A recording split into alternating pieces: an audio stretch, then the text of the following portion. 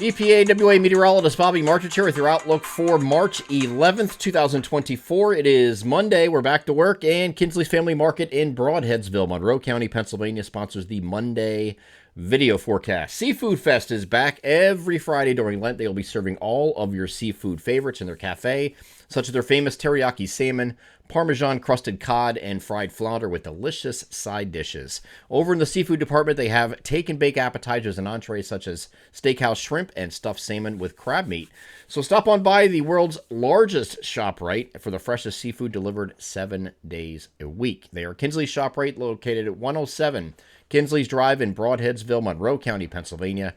Proud sponsors of the Monday video forecast. So yesterday we had some snow squalls move through the region, and we had a plethora of precipitation, a myriad of precipitation types yesterday, which is typical for snow squalls occur this late, or in the case of November, very early. You have several different precipitation types there, and you're kind of battling warmer surface temperatures with very cold temperatures aloft. So it was very convective in nature, and that's what snow squalls are. They're almost like thunderstorms, just without the lightning, right? So you have... we had rain yesterday. We had snow, of course. We had some sleet. We had some graupel. The only thing we were missing really was freezing rain because the surface was too warm. But we had a bunch of reports of some accumulation. So this was a perfect example.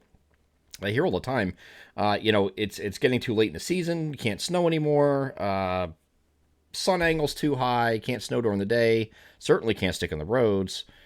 And I hear all the excuses all the time, or why it can't snow, or why this can't happen. If you have dynamics in place like we had yesterday, it doesn't matter. It can overcome that in March anyway. Maybe not in May, but it can overcome it in March.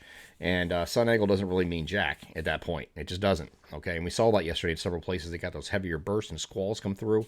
It covered everything pretty quickly. Okay, if it comes down hard enough, that's dynamics. It can overcome that kind of thing. So even though temperatures at the start of it were generally in the low to mid 40s. It wasn't like it was 32 below, So and this is after we already achieved 60s and 60 plus just a few days ago. It wasn't like it was that long ago. But speaking of that, we have some very warm temperatures coming in this week. We will have a very chilly today, kind of near average day. Temperatures aren't going to be too bad. As you see above me, 45 to 53. But the temperatures are going to be, that's a little deceiving because the temperatures are going to be skewed a little bit, and it's going to feel a lot colder than it actually is in the actual air temperatures because we're going to be very windy. And the reason we're so windy is we have a well-aligned flow aloft. We go to 5,000 feet. You can see this big blob that's sitting over basically Pennsylvania, New Jersey, Delaware, over top of our territory here. This is about 5,000 feet above the ground. And the flow here is out of the northwest. If I go up to the 700 millibar level, which is 10,000 feet, still a northwesterly flow, strong northwesterly flow at that, and 500 millibars, same thing, northwesterly flow and strong at that. So this is a well-aligned flow, and because of that, I think your peak potential as far as wind speeds are going to be realized today versus yesterday. Now, we had some windy conditions during some of these snow squalls, but not everybody saw those snow squalls, right? If you're in a heavier squall, you certainly saw some pretty high winds accompanying with the heavy snow. But if you didn't get that, or you just had lighter snow, or maybe a few flurries, maybe you didn't see the wind be quite as high. But today will be one of those days where you'll have a synoptically driven wind, mostly sunny skies, no chance for precipitation, but we'll have wind quickening this morning, and then it will be from when you get to like mid to late morning onward through at least early afternoon, maybe mid-afternoon. You're going to have some wind gusts here that are 25 to 35, common gusts with some peak gusts 40 to 45 miles per hour. Now, when we get later in the afternoon, it's going to start to slack off a little bit. It's still going to be quite breezy, if not windy, just not quite in that 40s range, or more like 15 to 25, some gusts in the upper 30s yet, as we get to late afternoon and toward evening. And then that continues to gradually diminish after that through the evening and overnight until we get to pretty much nothing overnight. By the way, Tuesday will be a little bit breezy, but we're looking at 10 to 15, gusting to 20 to 25. Okay, so not a real big deal. Not a power outage concern there, certainly. But the big deal here is once we get past this system and go into Tuesday, we're going to have a big temperature increase. As you see above me, 58 to 65 is the temperature spread here on Tuesday. That is one heck of a change from day to day. So we're talking about a 12, 13 degree increase in one day, and then it's going to keep going from there. We're not done. That's not the peak. This is certainly very nice and very warm, right? And mostly sunny skies here on Tuesday. We're going to have a mix of clouds and sun on Wednesday and Thursday, both days, but we're going to get temperatures up here pretty good. As I get over the temperature map here for Wednesday, we're looking at mid to upper 60s for most places. I wouldn't be surprised if somebody touches 70 already on Wednesday, especially in our southeastern areas. But by the time we get to Thursday, It's probably your peak heating day, if you will, of this week, where you have some right along the I-95 corridor. You get down in here. These are all 70s right in here. Okay, this is all 70s away from the coast a little bit, but that's 70s right there.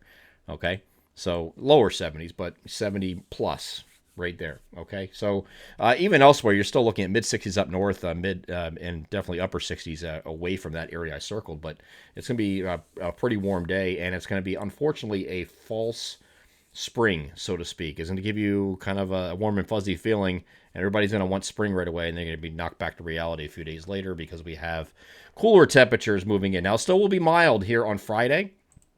But we have a system moving at us that's going to give us mostly cloudy skies and showers. It's still going to be quite warm, though, okay? Still well into the 60s here on Friday. And same thing here for Saturday, even in the wake of this system. I don't think right now it looks like Saturday's going to have any precipitation. It looks like just intervals of clouds of sun here on Saturday, but temperatures will be trying to be in the lower 60s as opposed to what it was a few days prior. And then we'll be in the 50s here on Sunday. Another system on the lead of a trough we'll have to keep an eye on, but it looks like right now, anyway, it looks like a partly to mostly cloudy day on Sunday and dry. That, of course, is subject to change the further you go out in time. But right now, it looks like that's going to be the lead of the colder air that's going to follow next week. Okay, and when I say colder, this is anomalously colder than average. It doesn't mean we're back in the 20s and low 30s for highs. Doesn't mean that at all. It just means, well, relative to your average of whatever it is on, say, the 18th, 19th, 20th, whatever your average high is for those dates, and it probably continues beyond that too, but just for argument's sake, whatever your average high is, you can subtract about 8 to 10 degrees off of that, and it'll be cooler than average for that. But average highs at that time for most areas are generally in the lower 50s, so we might be in the 40s for a couple days. Doesn't look like it's going to be incredibly cold, but we'll continue to watch that for any potential systems that might thread the needle, and that's not an impossibility. In that time span. Once you get past the equinox, there's an opportunity there, but we'll see. You'll see some things flying around social media about that. Just ignore them for now. Once we get closer, we'll see if there's anything there. I really don't think there is, but the probability is low. Not impossible though, and we have cooler than average temperatures. If you have something come in at night, especially, or maybe some dynamics involved, like we saw yesterday, stranger things have happened, and we've had snow late in March already. It's not impossible. I'm EPA WA meteorologist Bobby Martich. That is your outlook for March 11th, 2024. Have a great Monday.